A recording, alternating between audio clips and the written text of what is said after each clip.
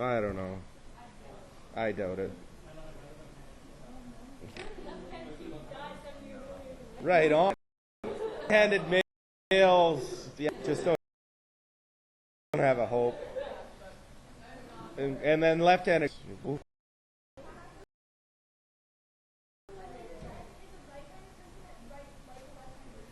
Handed.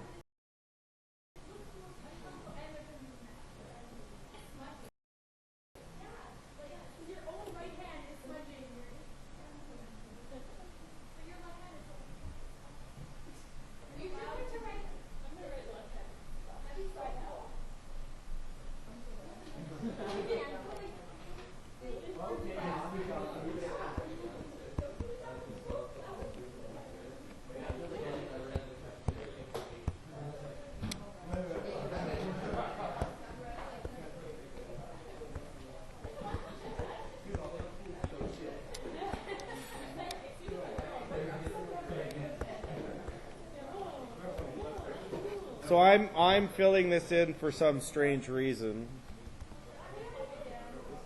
I know.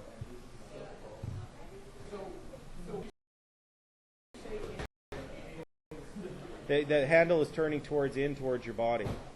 But if you have to it's like the motion of Yeah. Curling.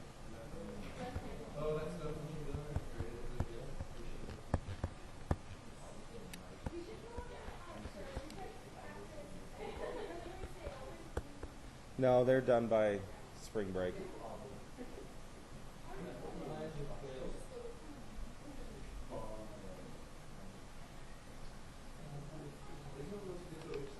Yeah, that's why I said I don't know why I'm filling this in again.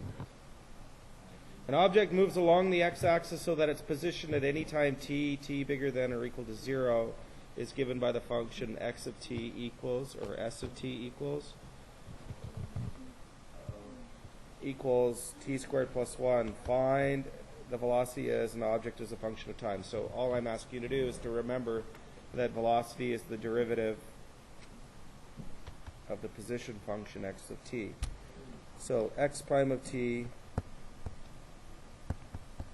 equals negative sine t squared plus 1 times 2t, and then x prime of t equals negative 2t sine t squared plus 1. Yeah? Bless you. Okay. Looks familiar. Example, I do like substitution of stuff into curves, so we should talk about that. So at the curve sine, like we're okay. So you're gonna hate me. I'm gonna draw initial triangles. I know. Okay, puddings.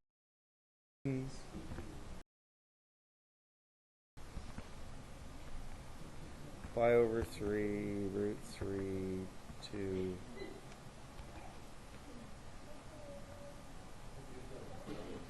Well, it's because I'm deotating it right now, and it's probably got too much running going on. Actually, I know why. It's because it's on the web right now, because I was on Peggy's Cove to see if there was the girls at curling girls at Peggy's Cove, and they're not there, and it's refreshing it, so that's why it's doing that. There. You don't know. You don't care. Okay, so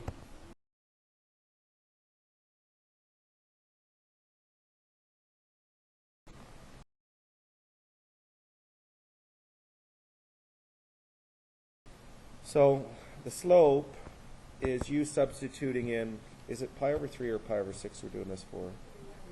Pi over 3. So we're going to substitute pi over 3 in wherever we see an x.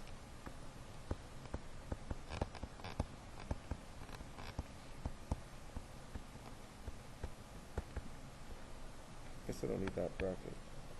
So sine of pi over 3 is root 3 over 2.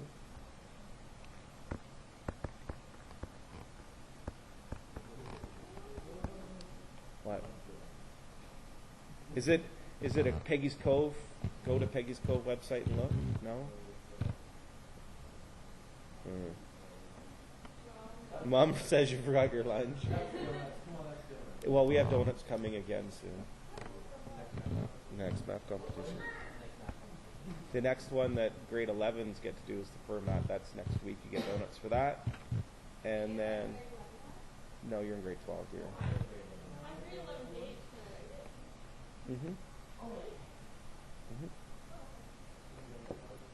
Cos of pi over 3 is 1/2. It's all about the donuts.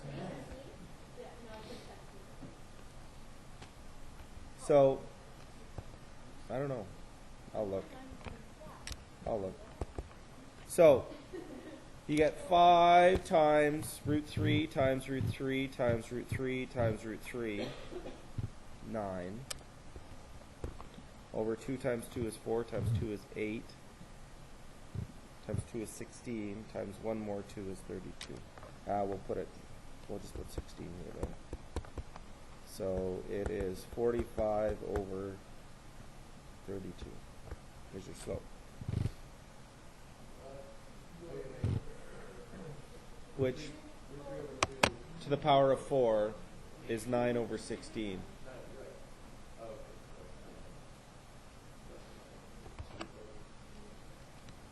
What? Which? Oh, okay.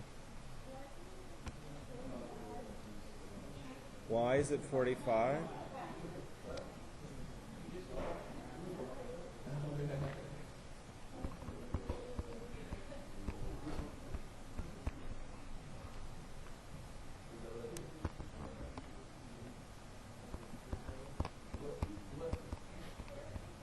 I need to find the y value as well. So, root 3 over 2 to the 5th power is 3 times 3. Root 3 times root 3 is 3. Times root 3 times root 3 is 3. So it's 9 root 3. We need to find the y. So it's 9 root 3 over 32 is the y coordinate. Yeah, but it says find the equation of the curve. So y minus... Oh, really? I am way too excited. Okay, ignore this then. Well, make it... Well, why not? It's just not fair. I do my math in pen. I know. Mad at me. Good. I'd get mad. No. Certain children's school that I said read your scribble.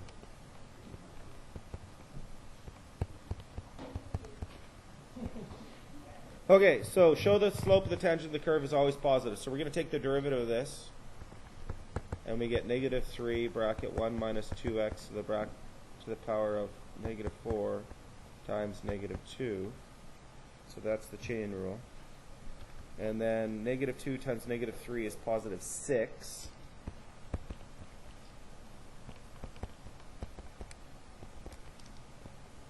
Now I want you to think about things to the 4th power. It's not that you show, it's you make an argument now. Show that the slope. Make an argument that this always has positive slope. Even, it's automatically always positive. So a positive number divided by a positive number is always positive.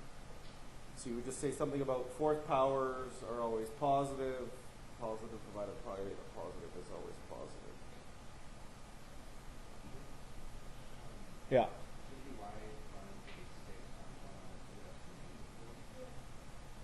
Oh, yeah, sorry, the line above. I got, yeah, there, sorry. Okay, so going in.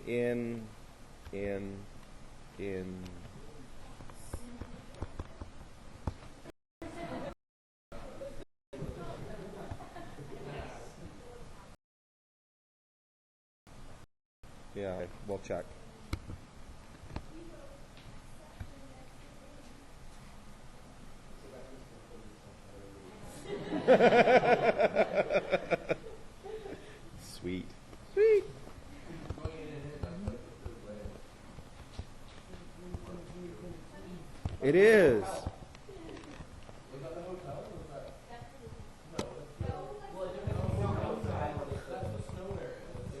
Yeah, the only cool part of the movie. The whole thing was a dream, like he's not on top of the ball. Unless he. Because okay, didn't we discuss this? Because he never got to spin his top after he passed out. Yeah, I know. He almost was about to. There's so many directions. And then he maybe he crashed into the window. And then he kids were in the same position as well. Yeah, exactly. They never get away. Whoa.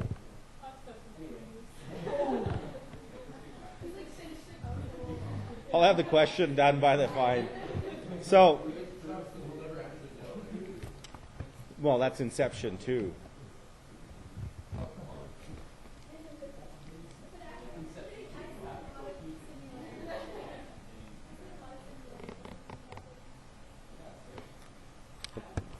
I'm going to spin the top now. Okay.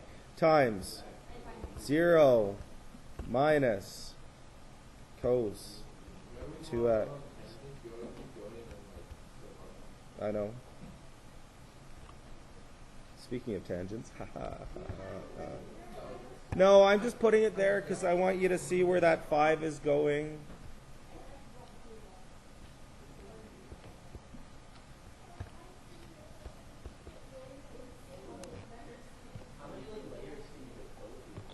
Well, as many as brackets, there are sets of insides there are. So if you clean it up.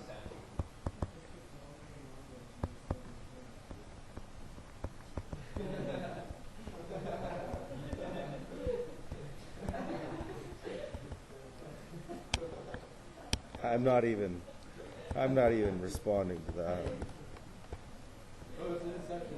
Yeah, okay, good. Are we good? The circling of the brackets or the next inside always helps. That was something that I found that worked well for me when I was a student. Because then you don't get lost about where you were.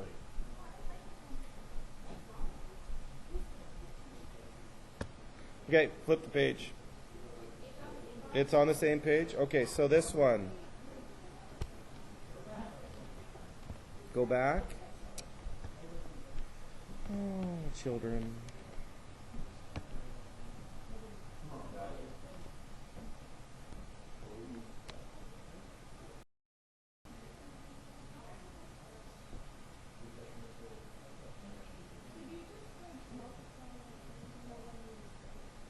You could multiply it out, but nobody's ever going to ask you to do that, Marlo. Okay, the negative comes from this and that and that. I just don't like the 0 minus, so all I'm doing is... I guess I kind of did. I guess I multiplied this out to make it look prettier.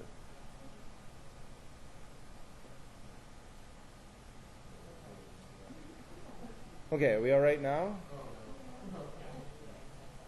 No? Okay, going in some more. So, deeper. I don't know. So, I'm going to put some brackets here because I'm scared. 1 plus bracket cos x, cos bracket 5x.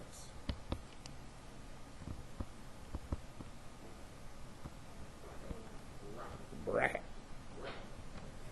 That's have I seen what? No. Is everything on YouTube now? Okay, deal with the 2. 2.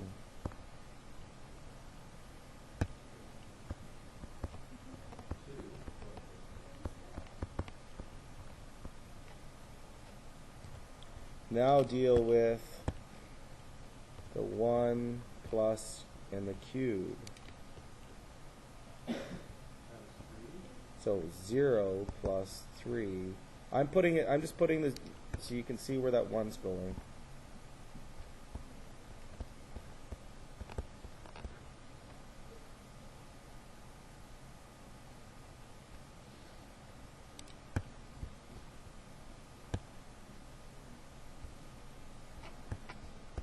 Now deal, what? Yeah, but it's not 1 anymore because the derivative of 1 is 0.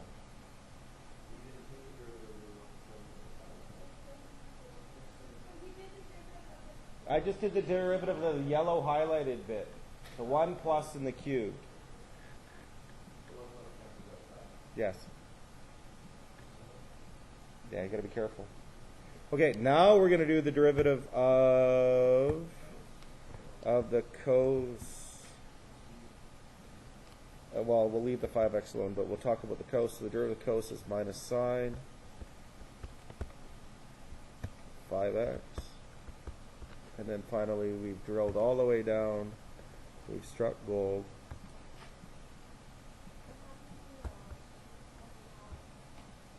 But it's still there. The power of 2's here. No. No. Because... Okay, whoa. No. Which 2 are we talking about? Which power of 2? That one? That one is dealt with when the 3 becomes the 2. No, you don't keep on going, no. You've done that derivative. You don't have to take the derivative again of that part. Again. Yeah, no, you only do it once. You don't do it again and again and again and again. No. Yeah, no. Bad, no. Yes. Yes.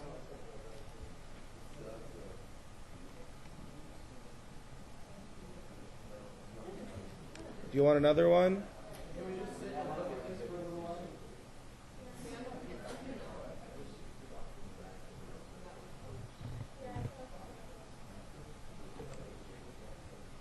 One more.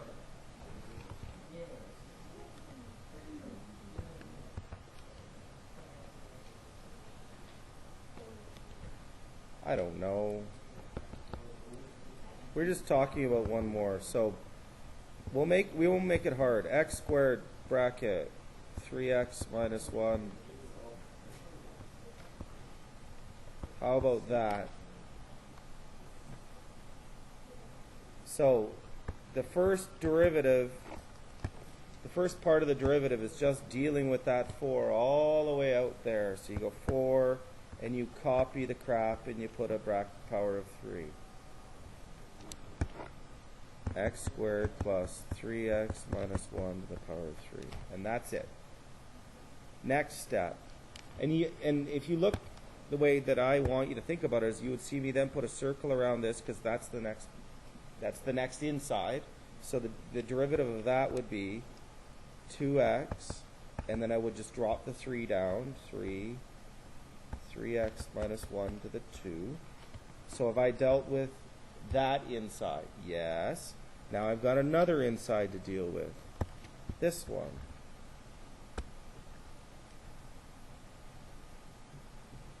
You just have to check off, okay, I've done that inside, now I've got to do this inside, now I've got to do this inside. No, because you've already dealt with it, right.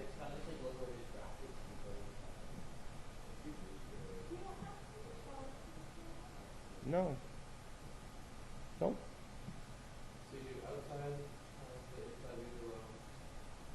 The derivative of the outside times derivative of the outside, leave the inside of the alone, times the derivative of the inside.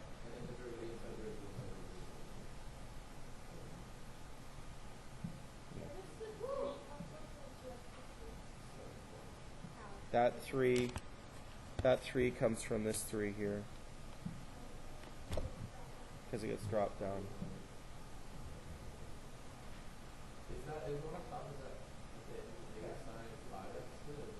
It's negative sine 5x times 5.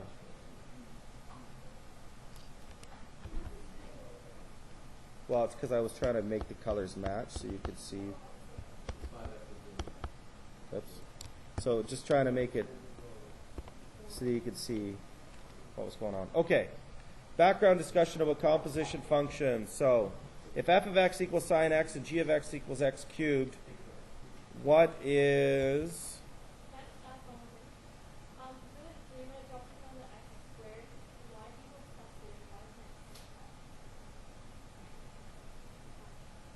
You mean,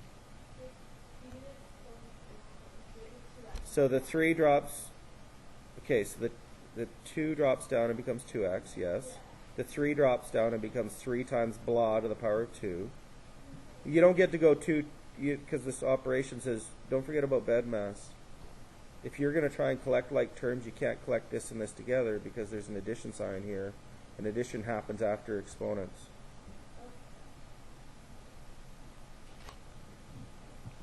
Okay, f of g is the same as f of g of x.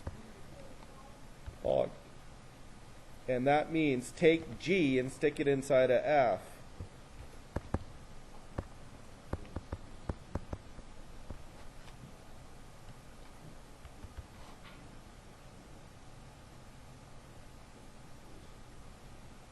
What's goth?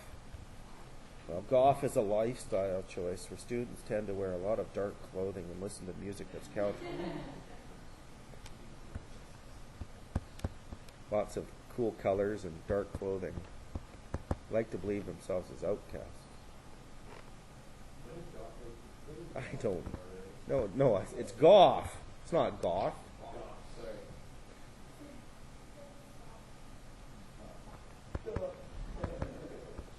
There we go. And that's g of f of x. Yes, and then you could write it as.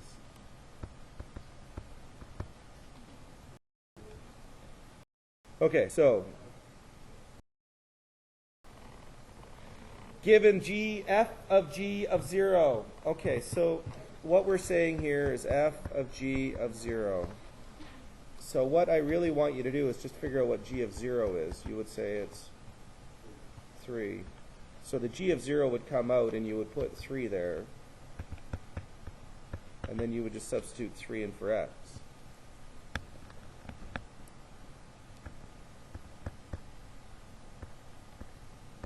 So you would see 2 plus 3 to the power of 7 plus 3 to the power of 3, and that's enough because we don't need to use our calculator to do that.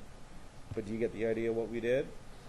Math 11, you should have done this. Maybe not in this notation, but you should have done this.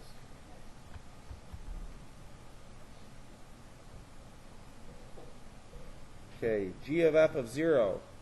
So what I need you to do is to put 0 in for f.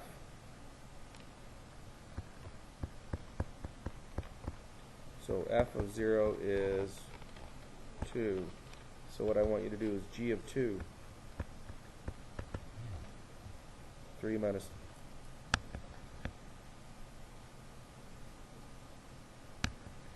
I like you, computer. I like you.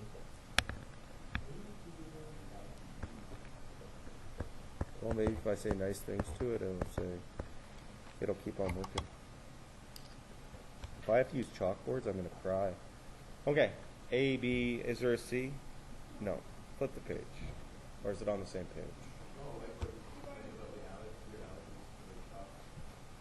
Okay, so formal notation for the chain rule. Everybody flip to page 142 in your textbook.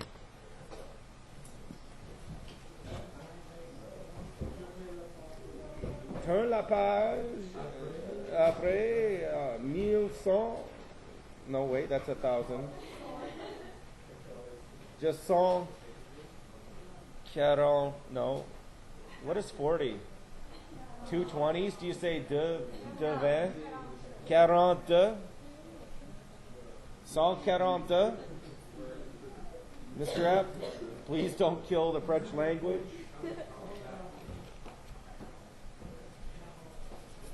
Okay, so there are 2 ways of looking at the chain rule. So this is Newton's notation. Newton says if you've got a function f of g of x and you want to take its derivative. What? Yeah, Isaac Newton. So the way Isaac Newton wrote the derivative, Newton said if you want to take the derivative of a function within a function, you would, it's exactly how I've been saying the chain rule since this morning. It's the derivative of the outside. Now, it's better to look at this function this way so you get the understanding of what the outside and what the inside is. It's the derivative of the outside.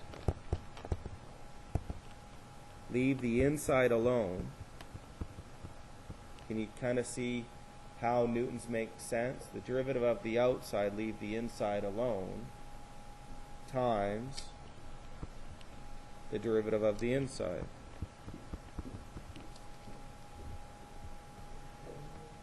Derivative of the outside, leave the inside alone, times the derivative of the inside. Newton, so that's Newton's notation. Leibniz's notation. L-E-I-B. I want to put a T in there, but I guess there isn't one. Leibniz, German mathematician. And actually, it's funny. Newton's notation gets used more in mathy, chemistry kind of things. Leibniz's notation, Newton's is a physicist. Leibniz wasn't. Leibniz's notation is used more in physics than Newton's is now. It's really kind of weird. So we need a function, y equals, I get to swear at you, f of u, ha ha ha ha, and u is some function g of x. Now this will make sense to you chemistry people because this will look like unit conversions. You know what? Moles per liter and liters per... Remember doing all that? Okay. So dy over dx is equal to dy over du, because y, if you look at the function, y equals f of u, y depends on u. And then u depends on x. If you look at the function, u equals g of x.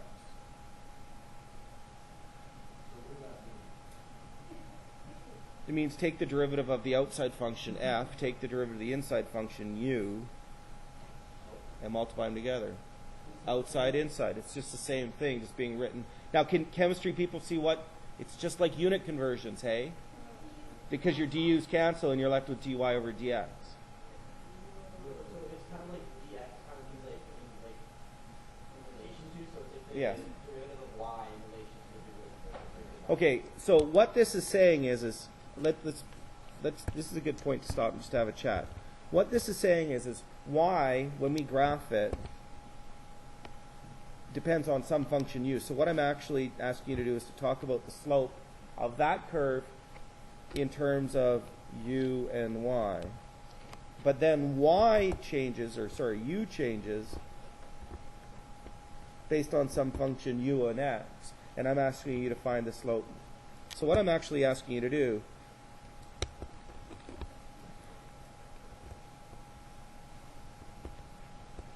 is to find the slope here and to find the slope at the same corresponding point on the other graph and then combine them together.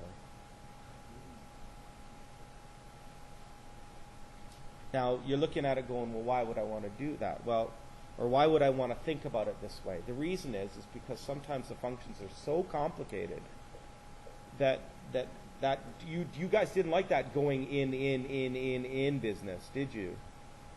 So what Newton and Leibniz said was, it's easier to do the derivative of something small and the derivative of something else that is small and then combine them together rather than starting with a really complicated function and try and do it all at once. Do you get it, what I'm saying now?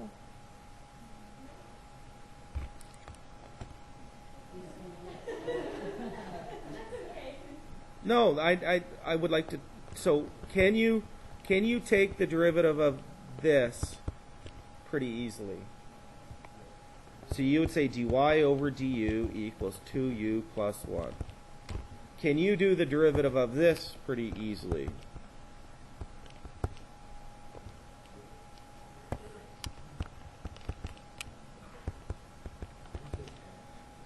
So, sorry, du over dx. Oops, so if you use that, okay.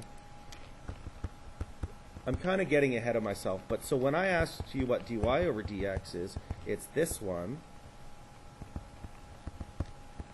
times this one.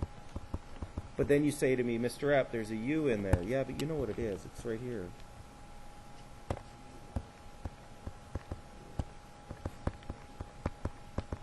And you're finished. Because what I just asked you to do was to do this derivative.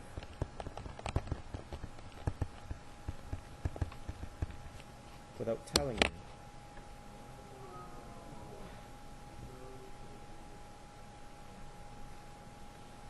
What it allows you to do, what this version of the chain rule allows you to do, is it allows you to take very big, complicated functions and break them up into two smaller functions, do them separately, and then bring them together.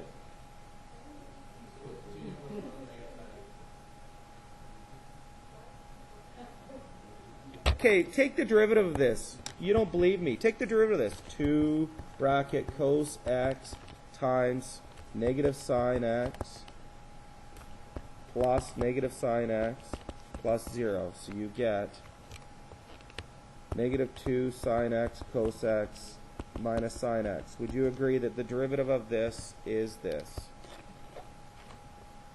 Now, it's pretty easy to do because you know the chain rule pretty well. But if you look at this, negative sine x times 2 cos x is negative 2 sine x cos x. Negative sine x times 1 is negative sine x. It's the same derivative. You don't believe me yet. Okay, so fine, I'll make it harder. Y equals, just tan x cubed plus tan x squared plus 3 over tan x minus 4. Okay, I have really outdone myself. Mr. Epp, there is a function here. I would probably call it u cubed plus u squared plus 3 over u minus 4. Can you take the derivative of that relatively easy? Yes, Mr. Epp, it's the quotient rule. Mr. Epp, there is an inside function. U is tan x. Can I take the derivative of that really easily? So all I'm saying now is you take your two answers, you multiply them together, you're finished.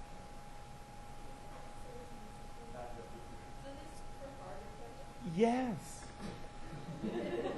Yeah. Is this for harder questions? Yeah. Or it's for questions where one variable, where one function depends on another function. So like an example of that would be,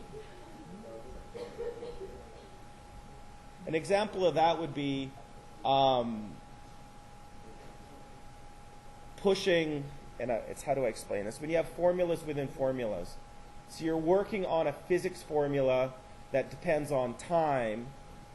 So like velocity equals, not velocity, distance equals velocity times time, right? Can you talk about how fast the distance is changing by taking its derivative? Yes. And then you have another formula over here that deals with, what formula would have distance in it? I don't know. Yeah, but that's velocity again. So maybe you have another formula, work. Work is force times distance. And you want to know how fast the work is changing. Right? So you could talk about the rate of change of work. Sorry for the physics example. But if I know how fast the work is changing, and I know I can change how fast the work formula is changing from force times distance, use the chain rule, so the rate of change of work can be equated to how fast the velocity is changing, and I can blend these two formulas together. Yes, no. Sometimes you have to, well, I'm trying to show you another way of doing it, right? That's the purpose here. So what I'm trying to get at is, and maybe on my notes I already deal with this, but if I had a formula, maybe we have another formula, like, so work equals force times distance, right? So if I want to talk about how fast the work is changing, I can go dW over dd, sorry for the doubles, equals force times how fast the distance is changing. And then I come over here and I go distance is velocity times time. And I can talk about how fast this is changing.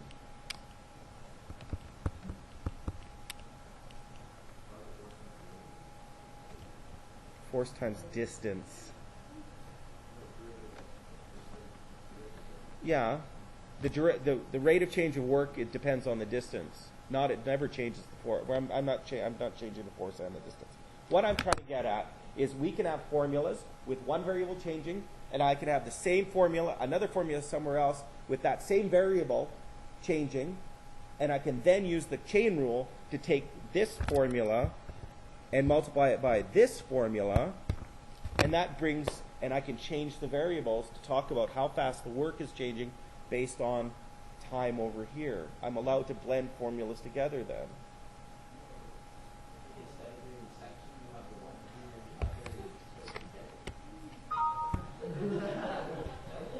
I don't know. What? They're the same. They're the same. They're exactly the same. The derivative of the outside, and there's the derivative of the inside. This is the derivative of the outside. That's the derivative of the inside.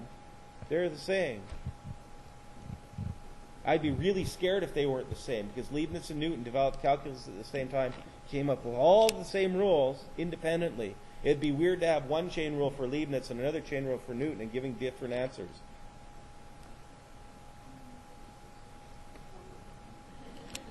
Okay?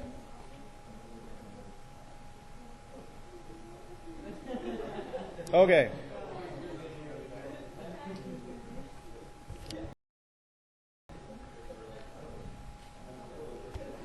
Okay, I'm just going to do an example, I think. So I have a function, f of g of x, and I want you to find the derivative at x equals 1. So the first thing you need to do is you need to find what f prime of u. Everybody can do that.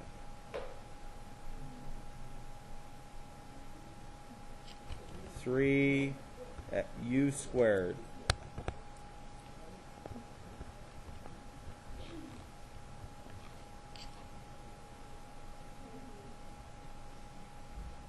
U is g of x.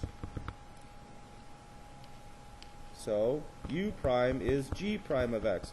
What's the derivative of the square root of x? Well, maybe, Mr. App, you better write as x to the 1/2. 1/2 x to negative 1/2. Or, for those kids who just got scared, it's 1 over 2 root x. So, f prime of g, f of g prime is f prime of g of x times g prime of x. So it's 3u squared times 1 over 2 root x. Anybody see a problem? There's two variables. Oh no, but we know what u is. It's right here. So it's 3 times root x squared times 1 over 2 root x.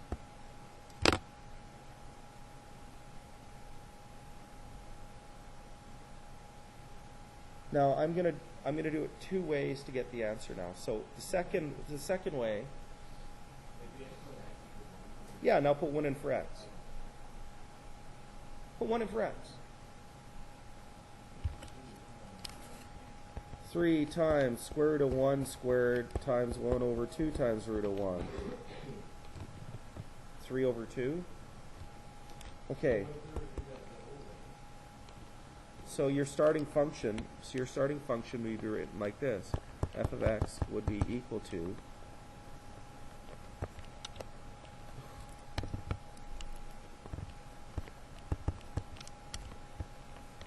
and you would just use the chain rule.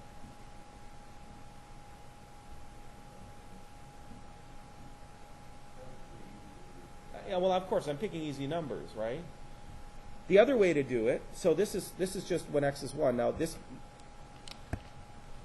to do this one, well, you put 1 in for x. That's easy. 1 over 2 root x. When x is 1, u is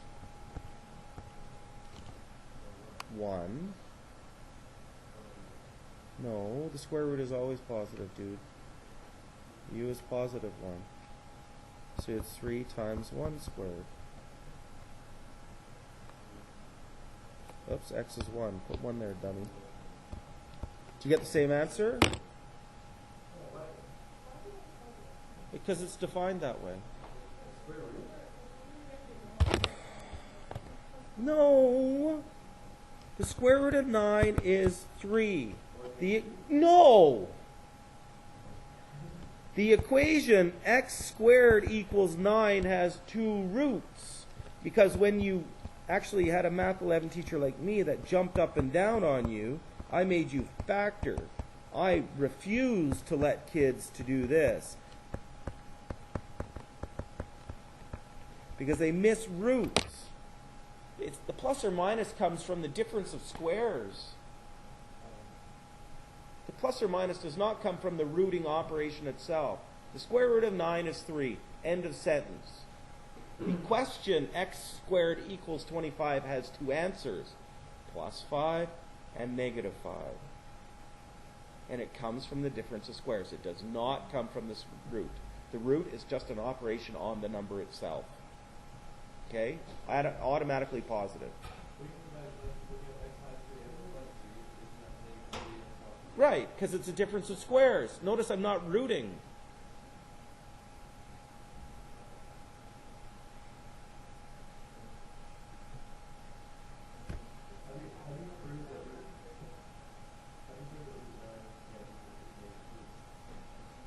Because it's defined as the square root of 9. Okay, square root means what two identical numbers, when you multiply them together, will give you an answer of positive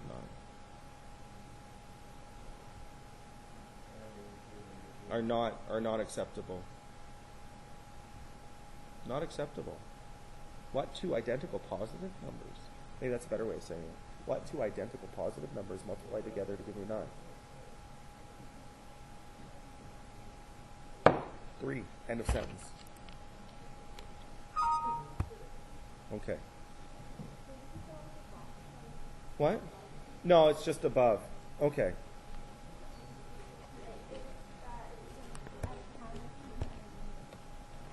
Yeah.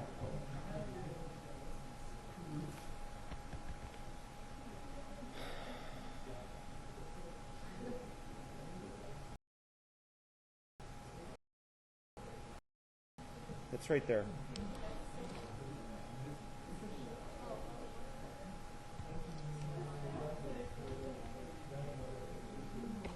Okay, what's going on? I'm getting a little stressed. I'm getting a lot stressed. So the chain rule goes like this. The chain rule goes like this. If you've got one function,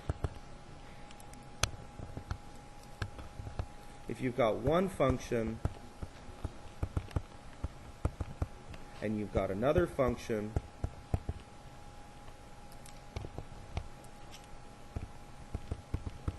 and I want the derivative of f prime of x, you just do the derivative of this one,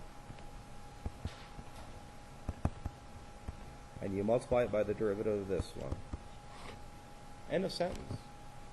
And then if there's a u in there over here, what do? You find the formula for u and you put it there. Or, if I say when x is 6, you say, okay, cool, Mr. F, I will actually put in 6. I'm stupid. If x is 6, I will put 6 in here and I'll get 31. And then I know u is 31. You know what I mean? Like, when x is 6, you know u is 31. So you can put 6 in for x right here. Oh, wait, there's no x. You can put 31 in here for u. Know what I mean? Like, you guys are trying to make something complicated. It's supposed to be not too complicated. So, when you say putting the formula in for u, shouldn't it be the equals formula? Yeah. Yeah. Yeah, the u equals formula, the 5x plus 1. Yeah, sorry, I'm stupid. Yeah, sorry. Good call, Lucas. Yeah, this one goes right here.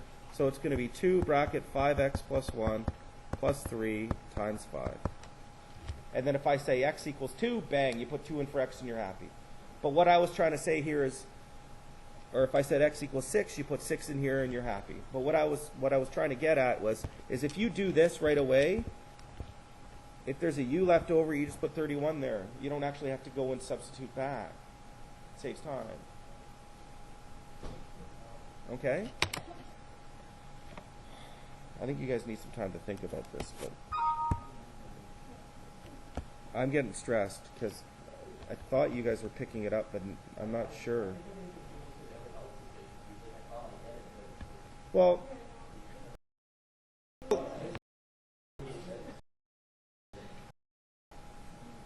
okay. Piece of scribble paper. Get a piece of scribble paper. I'll let you forcing it down your throat.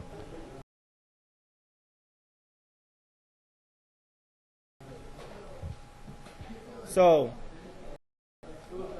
we're going to make this easy. U squared 3u. And then we're going to say u equals x plus 2. I want f prime of x. So I want a formula with x's only in it. And then I want to know what f prime of 3 is.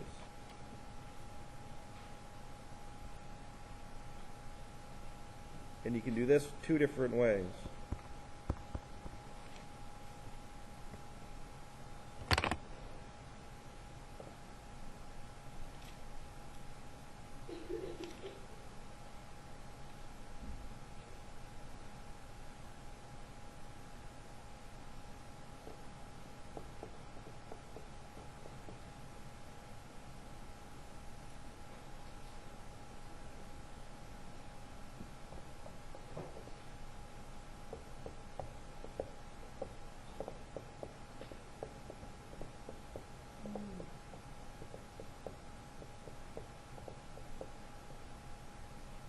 Got it? Okay. So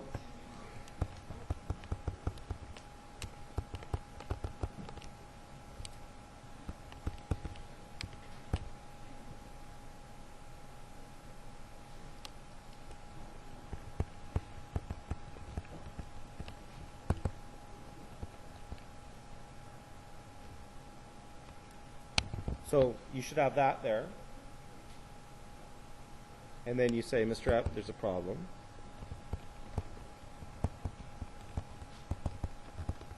You should have that there. And you're finished. Hard? So if I say f prime of 3, doing it old school, or doing it the brute force way, you would go, okay, Mr. Epp, all I'm going to do is put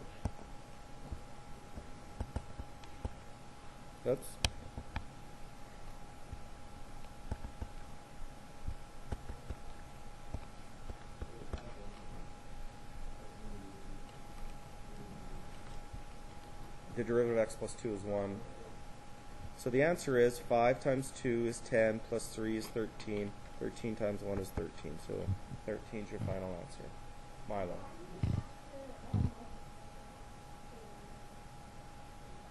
Because the chain rule says the derivative of the outside. Notice there's no x's here. Do you see any x's here?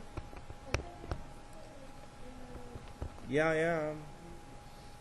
It doesn't look like I am, but yeah, I am, because f prime of x, so f of x is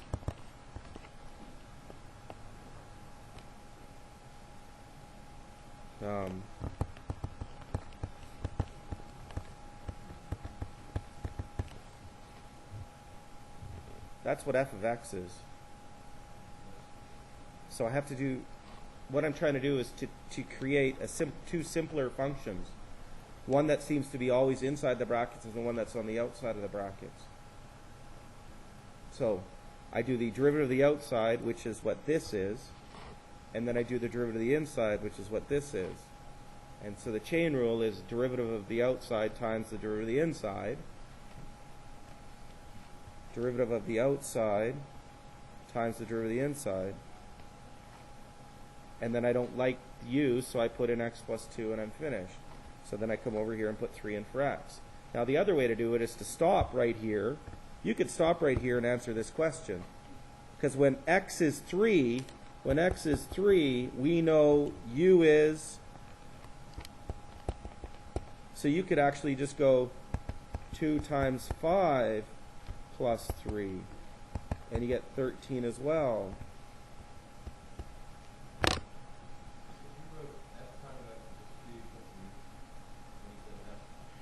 No, f prime of u equals, this actually, that's bad. F prime of u equals 2u plus 3. Because there's no x's in it.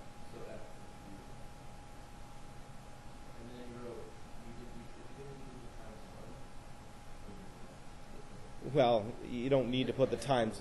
Yeah, you get the right answer for the wrong reasons. Well, I mean, I was trying to be nice by using x plus 2. If I used 5x plus 2, then you'd have a 5 here. Right? What? Which part?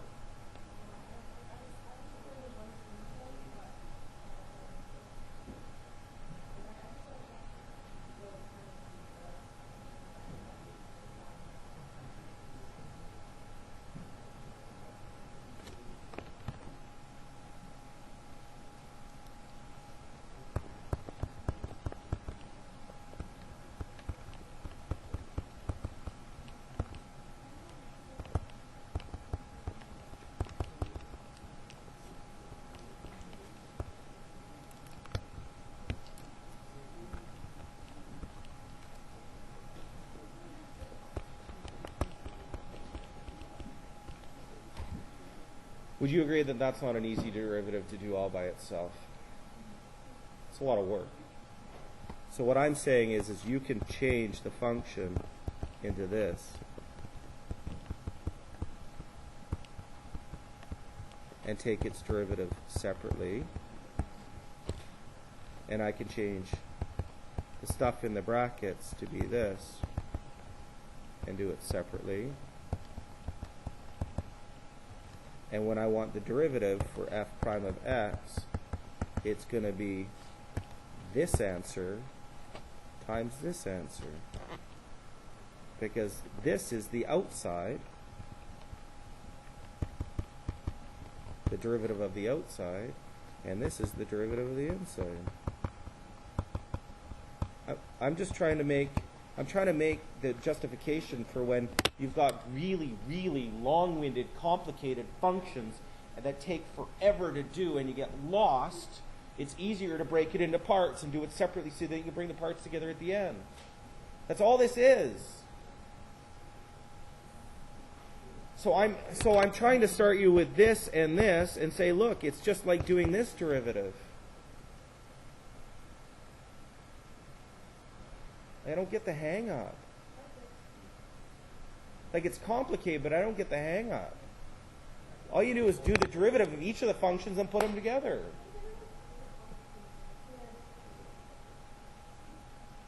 As long as you remember, you just do the derivative of one, you do the derivative of the other, and you multiply them together. Because that's all the chain rule is. The derivative of the outside times the derivative of the inside. F of u is the outside function. U is the inside function. Outside times inside. Yeah? F prime of u times u prime is just the derivative chain rule. So cos tan and sine are the same. Yeah. As long as the brackets for each one are the Same. Yeah. Yeah.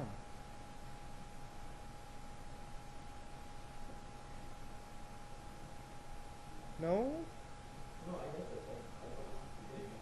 I think it's like everybody's so overcomplicating it. Like, oh wait, am I doing this wrong? But no, Well, let's just maybe look at the numerical ones. It might make more sense. And then we'll stop.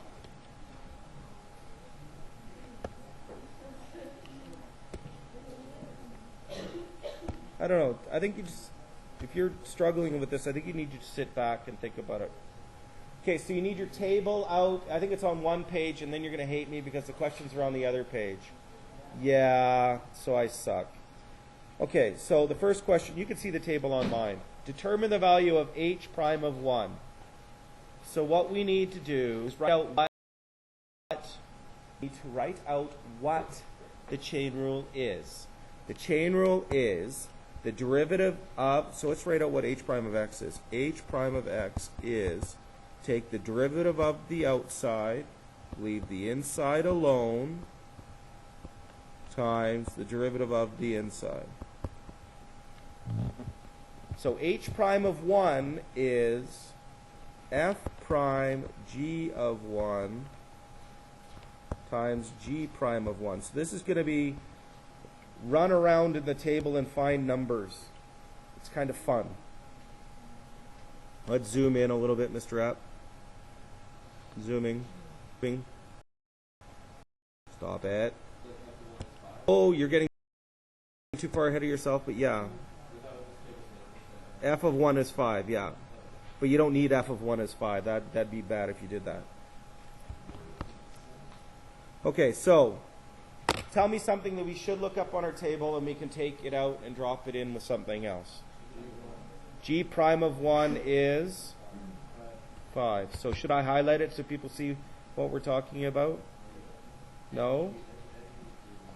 So G prime of 1 is right here. So we would take that out and we could put a 5 there. Yes. What else? Somebody said something else that I liked. G of 1 is 3. So you would take G of 1 out and you would put a 3 here. So what we need to do now is f prime of 3. So then you would, do I need another color to highlight that? F prime of 3. I don't want to put yellow and pink together. That would be gross. So what I'm asking you to do is 5 times 8. 40. 8 times 5.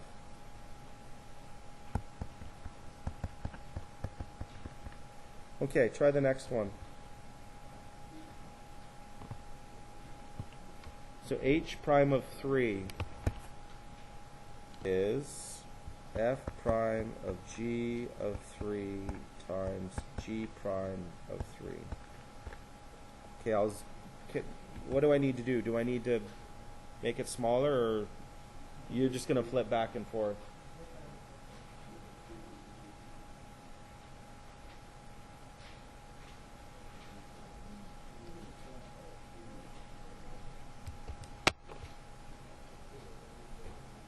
Can you see what we're doing here with our table of values is exactly the same as what I've been so stressed about algebraically? Like the numerical stuff actually should make sense to you what we're doing. It's the algebraic stuff that might be your hang-up, but it's the same thing. G prime of 3 is 12, so your last number should be a 12. Yes? And then G of 3 is 2. So you got f prime of 2 times 12. That's your first step. Don't get ahead of me.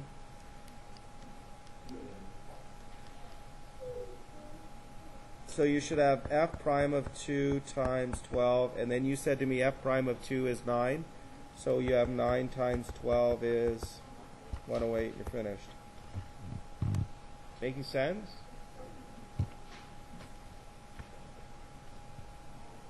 Yeah? That's better? Is that better? Kind of? Okay, you should do this one without my help then. Working with more numerical values. So f2 f of x plus g of x. Is that the chain rule? I'm getting excited. Is that the chain rule? No, it's not. So it's just 2 f prime of x plus g prime of x. So Mr. F put 2 in for x. 2 f prime of 2 plus g prime of 2. I guess it's not equals. Don't use equals. Now just put the numbers in. So it's 2 times 1/3 2 times 1/3.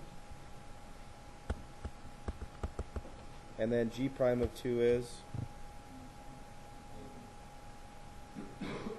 -3 plus -3.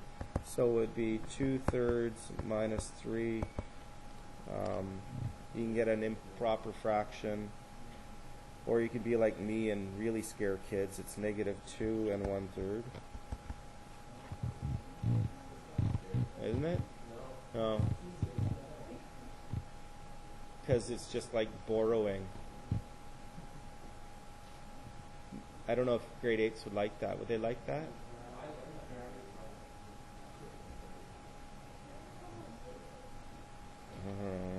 I think we should hit them with rulers until they get it right. Education through intimidation. What's the matter? You don't get this. I'm going to hit you until you get it right. Okay. So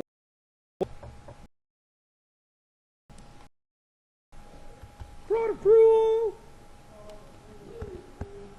F prime of x times g of... I hate you, computer. F prime of x times g of x plus g prime of x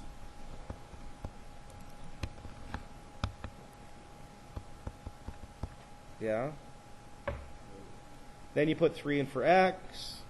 F prime of 3 times g of 3 g prime of 3 times f of 3. F prime of 3 is 2 pi. Whew, that's exciting. G of 3 is -4. G prime of 3 I can't see. 5. And then f of 3 is 3. And you're finished. Because there's no way I'd ever ask you to clean that up.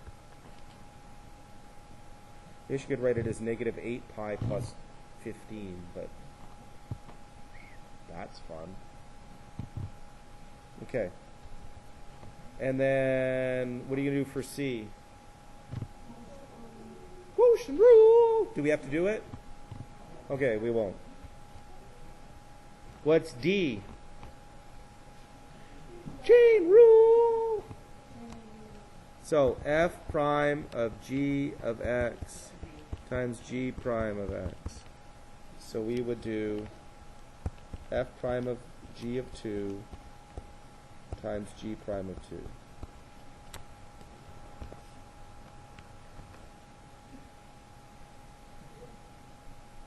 I can't see the table. Where's the table? We're going to stop after this, by the way. Well, let's stop right after this one. So, maybe we won't do implicit derivatives tomorrow. That's fine. Implicit derivatives are easy. G of 2. What's G of 2? G of 2 is 2. That's exciting.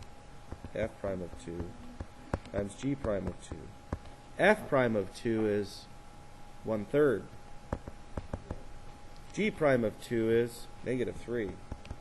So the answer is -1. Wow. Okay. What's the chain rule? What's the chain rule? Derivative of the outside times the derivative of the inside. And as long as you have that in your head, it is okay. No matter how complicated it gets. Inception.